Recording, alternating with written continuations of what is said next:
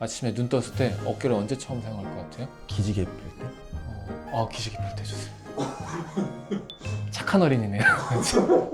아, 안녕하세요 원장님. 안녕하세요. 제가 인터넷을 보니까 네. 회전근 파괴열이라는 회전근 파괴열? 회전근 개파열이라는 회전근 개파열이요? 말이 어렵죠. 정확히 말씀드리면 회전근개 파열입니다.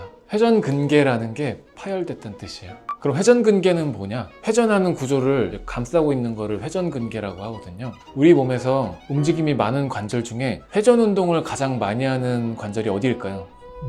목 360도 돌아가나요? 어깨는 돌아갑니다. 이렇게 기인들은 막 이렇게 돌아오고 이렇게 돌아오고 하잖아요. 거의 어깨라는 구조가 모형이라고 생각하면 이런 뼈 모양대로 딸깍 고정돼서 껴있는 구조라기보다 이렇게 뼈와 날개뼈가 서로 맞닿아 있고 연부 조직이 이렇게 감싸고 있는 형태예요. 날개뼈와 몸통에서 어깨를 향하는 근육의 힘줄이 어깨 요 회전되는 구조를 딱 감싸게 되거든요. 그래서 이 어깨 관절을 감싸는 그 힘줄 구조를 통칭해서 회전근개라고 얘기를 합니다. 근데 움직임이 많다는 건 반대로 무슨 뜻이죠? 많이 움직인다는 거는 그만큼 내구성이 중요하다는 얘기잖아요. 어깨도 많이 움직이다 보니까 많이 닳아요. 노화도 빨리 오고. 우리 자동차도 고급 자동차를 사도 막 엔진 출력이 좋은 거 이런 거 사면은 소모품도 잘 갈아줘야 되고 좋은 거 해줘야 되고 점검도 잘 해줘야 되고 그런 이치라고 보시면 됩니다. 그래서 회전근개 파열은 사실은 얌전히 잘 지내는 사무직 직장인보다 운동선수들한테 더 많이 생깁니다. 오히려 더 건강하고 좋을 것 같은 야구선수들, 골프 선수들 혹은 정적이 있더라도 이런 사격 선수들 있죠? 배구 선수들 이런 사람들한테 더 많이 생길 수밖에 없는 구조입니다.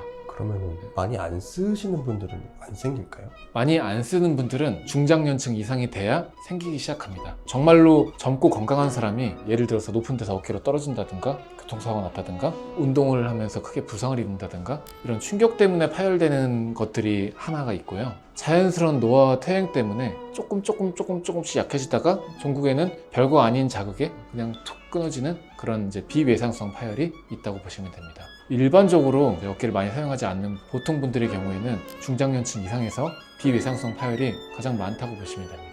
그러면은 혹시 원인이 뭘까요? 회전근개 파열의 가장 흔한 원인은 노화입니다. 그만큼 많이 사용되는 관절이기 때문에 많이 움직이는 곳을 감싸고 있는 힘줄이잖아요. 이 어깨를 더 많이 사용하냐 덜 많이 사용하냐의 차이만 있지 시간이 많이 지나면 힘줄에 노화가 생기게 되고 노화 퇴행 때문에 약해져서 파열이 생기는 경우가 가장 많습니다. 증상이 어떻게 될까요? 아침에 눈 떴을 때 어깨를 언제 처음 사용할 것 같아요? 기지개 필 때? 기지개 펼 때 좋습니다. 착한 어린이네요. 일어나서 양치하고 세수하고 이게 막 어깨를 과격하게 드는 움직임은 아니어도 어깨를 조금이라도 사용하게 되잖아요. 파열이 됐다 이것도 힘들어집니다. 이런 사소한 움직임도 그냥 뻐근한 거랑 파열 때문에 아픈 건 좀 다릅니다. 이게 들려고 그러는데 벌써 하고 특정 각도에서 하고 옷을 갈아입는데 이렇게 특정 각도로 돌리는 거가 어렵고 언강생심 어떤 어깨를 움직이는 작업을 한다 이건 꿈꿀 수도 없고 며칠 이렇게 아팠다가 그냥 저절로 난다고 해도 그냥 방치했다가 더 큰 문제가 생긴 경우가 상당히 많이 있습니다. 왠가요? 왜냐면 한 번 찢어진 힘줄은 절대 저절로 붙지 않기 때문입니다. 힘줄이 살짝이라도 파열됐다고 생각을 하면 지퍼 같은 거 고장나가지고 살짝 열렸을 때 다 다치지 않고 조금 잘못 움직이면 쭉쭉쭉 벌어지면서 열리잖아요. 그렇게 파열의 범위가 늘어날 수 있기 때문에 처음 회전근개 파열이 생겼을 때 이게 정말 파열된 것은 맞는지 파열됐다고 하면 어느 위치에 얼마나 크게 파열됐는지 정확히 판단하고 계획을 세우는 것이 좋습니다. 그래서 이 부분은 병원에 내원해서 체크를 하셔야 됩니다. 그러면 병원에 가기 싫으신 분도 있으실 거잖아요. 집에서 간단하게 확인해 볼 수 있는 방법이 있을까요? 얼마만큼 파열됐는가를 알 수 있는 건 아니지만 여러분들이 보시기에 이게 병원까지 갈 일이야? 이것을 판단하는 기준점을 어떻게 집에서 잡을 수 있을 것인가 말씀드려 보도록 하겠습니다. 자, 요즘에는 집에서 생수 시켜 드시는 분들 많죠. 생수병 2개 정도로 테스트를 해보면 되겠습니다. 제가 예시로 500ml 소독액이 담긴 병을 들고 왔지만 집에서는 개봉하지 않은 생수병 2개로 테스트를 해보겠습니다. 2개를 잡고 양팔을 45도로 벌려보세요. 이 상태에서 생수병을 이렇게 거꾸로 합니다. 이 자세를 그대로 유지하면서 1부터 50까지를 속으로 세보세요. 이렇게 1부터 50까지 세시는데 1부터 50이 세지기 전에 벌벌벌 떨린다든가 한쪽으로 이렇게 내려간다든가 혹은 아프다든가 이런 느낌이 난다든가 그러면 회전근개 어딘가가 파열되었을 가능성이 있습니다. 지금 영상 보시는 분들 나는 이게 잘 된다 부모님 한번 시켜보세요. 이게 생수병 들고 거꾸로 있는 거 이거 못 하시는 분들이 꽤 있습니다. 보통 이렇게 있다가 이렇게 들지를 못하시든가 그렇다고 하면 일단은 이 동작 자체가 회전근개 힘줄에 많은 부담을 주는 동작이거든요. 이 정도 부담을 감당하기 어려울 정도 힘줄 상태구나 라고 판단을 하고 파열 여부를 점검받아 보시는 게 좋습니다.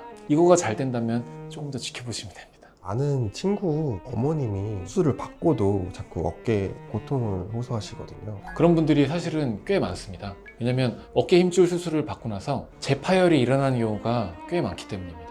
어깨 수술하는 과정을 살펴보면 이게 파열됐다는 것은 어디가 끊어졌다는 얘기잖아요. 그래서 이 어깨를 감싸고 있는 힘줄이 끊어지면 말려 올라가게 되거든요. 그래서 봉합하는 과정이 우선은 어깨뼈에다가 나사못을 받고 앵커 역할을 하는 거죠. 그래서 거기다가 실을 연결해서 그 실을 끊어진 힘줄까지 연결한 다음에 당겨옵니다. 당겨와서 봉합해서 고정하는 수술을 하게 되는데, 힘줄이 끊어졌든 뼈가 부러졌든 손상이 있은 후에는 다친 부위에서 내부에서 진액이 잘 흘러나와야 잘 붙거든요. 뼈도 잘 붙고 힘줄도 잘 붙는데, 중장년층 이상 되시면 퇴행성 변화가 일어나면서 이 진이 잘 안 나와요. 그래서 일단은 잘 붙지 않는 환경이 됩니다. 그리고 거꾸로 얘기해서 이 말려 올라간 힘줄도 퇴행성 변화 때문에 많이 약해져 있기 때문에 실로 꼬매서 잡아서 당겨와서 붙여도 실로 꿰맨 그 힘줄 부위가 약해서 당겨온 힘을 버티지 못하고 다시 재파열되는 경우가 꽤 많습니다. 그러다 보니까 수술을 해놓고 어느 정도 기간 동안 회복이 돼야 되잖아요. 회복되는 기간 동안에는 어깨를 많이 움직이지 마시라고 어느 정도 기간 동안 어깨를 고정하게 되는데, 연세가 좀 있을수록은 이 고정 기간도 길어지게 됩니다. 6주 이상이 돼버려요. 2달까지 되는 경우들도 많이 있고요. 그러다 보면은 그 고정하는 기간들도 힘들고, 고정하는 기간 동안에 또 어깨가 굳어버려가지고 재활하는 기간이 힘들고 하면서 무리하다가 재파열이 일어나는 경우도 왕왕 있습니다. 수술을 했는데도 재파열이 발생한다면 수술 자체 불안하고 그럴 것 같은데, 수술을 안 할 수 있는 방법이 있을까요? 다행히 모든 회전근개 파열의 모든 경우에 다 수술을 해야 되는 것은 아닙니다. 아까 제가 말씀드렸다시피 파열된 사이즈가 가장 중요한데요. 파열된 사이즈가 우리 정밀 초음파 검사로 봤을 때 3cm 미만이다. 그럴 때에는 비수술 치료만으로도 성적이 좋습니다. 자, 비수술 치료라고 하면 파열된 힘줄을 강화시켜주는 주사 치료, 그리고 어깨 힘줄이 대부분 목의 움직임과 연관이 많잖아요. 그래서 힘줄에 퇴행성 파열이 있을 정도로 문제가 된 분들은 이미 어깨의 움직임이 많이 굳어있는 경우가 많습니다. 자유롭게 움직이지 못하니까 목이랑 한 덩어리로 움직이게 되고, 그러다 보니까 이 턱과 목도 늘 틀어져 있고, 똑같은 동작을 하더라도 항상 회전근개에 자극이 잘 될 만한 동작으로 움직이게 되어 있는데, 그런 동작들을 교정해주는 재활치료들이 있습니다. 어깨를 치료하면서 목과 척추를 같이 치료하는 게 도움이 되나요? 우리가 어깨라고 하면은 포크레인을 연상해 보시면 돼요. 이 포크레인에 움직이는 그 가장 끝부분이 손이라고 생각을 하시면, 이 움직이는 게 여기나 요 움직이는 그 관절에만 문제가 있는 게 아니라 다 같이 문제가 되잖아요. 물론 재활치료로 찢어진 회전근개에 힘줄을 붙일 수는 없지만, 걔가 그렇게 찢어질 만한 상황들이 이제 목이나 턱이나 이런 척추의 움직임에 많이 누적이 돼 있단 말이죠. 그래서 그거에 따라서 긴장되어 있는 수축된 근육, 틀어져 있는 부분들이 있기 때문에 그런 부분들의 균형을 목과 턱 관절까지 포함해서 회복을 시켜주면 찢어진 힘줄로 가는 스트레스를 줄여주는데 도움이 됩니다. 그런 과정들을 거쳤는데도 회복이 안 되면은 그럼 다음 옵션이 있습니다. 사이즈가 아주 작거나 파열은 아주 미세하고 어깨 힘줄이 충돌되는 일만 있을 때에는 대개 인대 강화 주사와 재활 치료를 통해서 회복할 수가 있고요. 3cm 미만이지만 어느 정도 사이즈가 있는 파열이 보인다라고 할 때에는 파열된 힘줄에 직접 힘줄이 재생될 수 있는 성분을 주입하는 주사 치료가 있습니다. 그게 바로 콜라겐 주사 치료입니다. 우리가 피부에도 콜라겐 성분이 많다고 얘기를 하잖아요. 피부 말고도 우리 인체 다양한 부위에는 콜라겐 성분이 많이 이루어져 있는데요. 어깨를 감싸는 회전근개 힘줄도 결국에는 콜라겐으로 이루어져 있는 부분입니다. 그래서 파열된 부분에 콜라겐을 주입함으로써 무게를 받을 수 있을 정도로 그 힘줄 세포가 리모델링 되고 재생되게 만들 수 있는 시술입니다. 그렇게 콜라겐 주사까지 맞았는데도 아무런 도움이 안 된다고 하면은 그 기간을 1년 봅니다. 미국 정형외과 학회 가이드라인이에요. 3cm 미만의 파열이다. 비수술 치료부터 시도하라. 충분히 시도했는데 12개월 이상 1년 동안 했는데 회복이 안 된다. 그럼 수술을 고려하라. 처음 평가를 했을 때 3cm 이상의 대파열이다. 그러면은 수술부터 고려하라. 이렇게 가이드라인이 짜져 있습니다. 그래서 말씀하신 대로 3cm 언더에서는 할 수 있는 지금과 같은 치료를 시도를 하고, 할 수 있는 치료를 다 했는데도 전혀 재생되고 회복되지 않는 분들은 차선으로 수술을 고려합니다. 말끔한 결과를 기대하고 수술을 한다기보다 파열된 데가 재생이 안 되면 계속 문제가 되잖아요. 일단은 걔를 고정을 시켜두고, 아까 말씀드렸다시피 재활이 어려운 부분,